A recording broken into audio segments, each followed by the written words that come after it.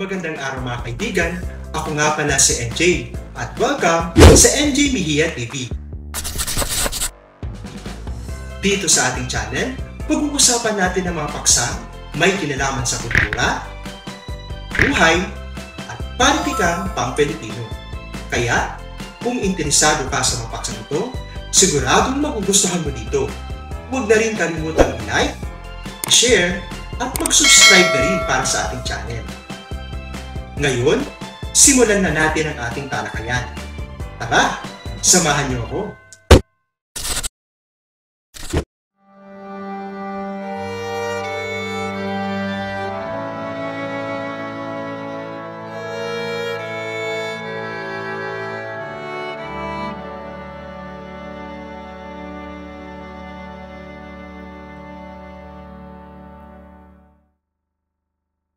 Ang ika-40 na kabanata ng Noli Me Tangere, Karapatan at Kapangyarihan.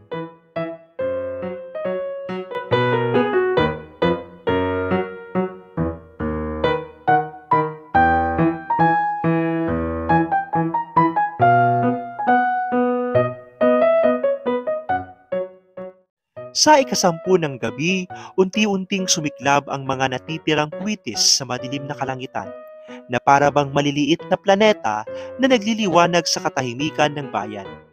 May mga lobo na puno ng paputok at sa ilang pagkakataon, nanganganib ang mga bahay dahil sa pagsiklab ng apoy sa mga ito. Ang mga kalalakihan ay nagsiakyat sa mga bubong, dala ang timba ng tubig at basang-basahan upang mapigilan ang posibleng sunog. Ang mga maiitim na anino nila ay tila multo na bumababa sa kalye, saksing-saksi sa makasayahan ng tao.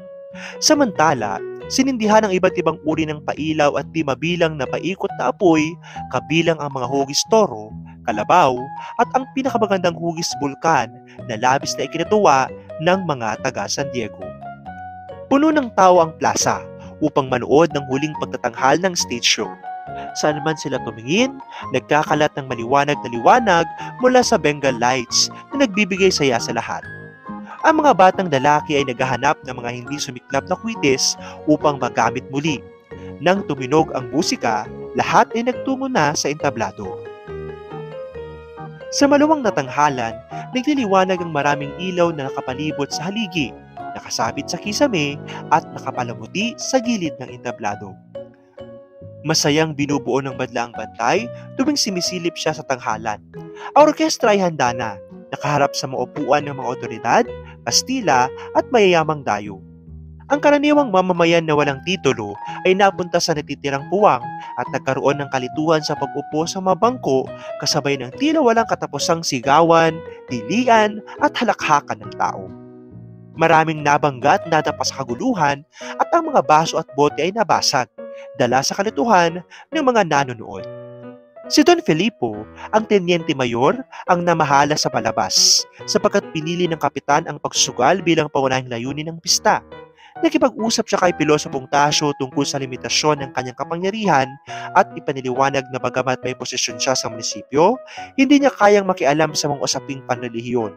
Inilalarawan nito ang ugnayan ng karapatan at kapangyarihan na mula sa kataas-taasang otoridad at sa Diyos. Nagpatuloy ang palabas sa maikling dula-dulaan na puno ng kasiyahan. Nakatuon ang mata ng lahat kay Padre Salve, ngunit tila hindi siya natutuwa sa palabas at mas nakatuon sa pagmamasid kay Maria Clara, na puno ng kalungkutan sa kanyang mga mata.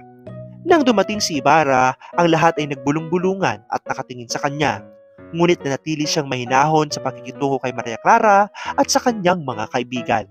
Napag-alaman ni Ibarra na siya ay tinangki ng ilan at tinatawag na ekskomulgado na labis niyang ikinagulat.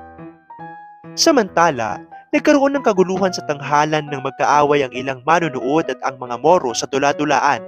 Ang mga bangko ay gumulong, mga tao ay nagtilian at napasama sa takot at nagkagulo ang lahat sa gitna ng sumiklab na kaguluhan.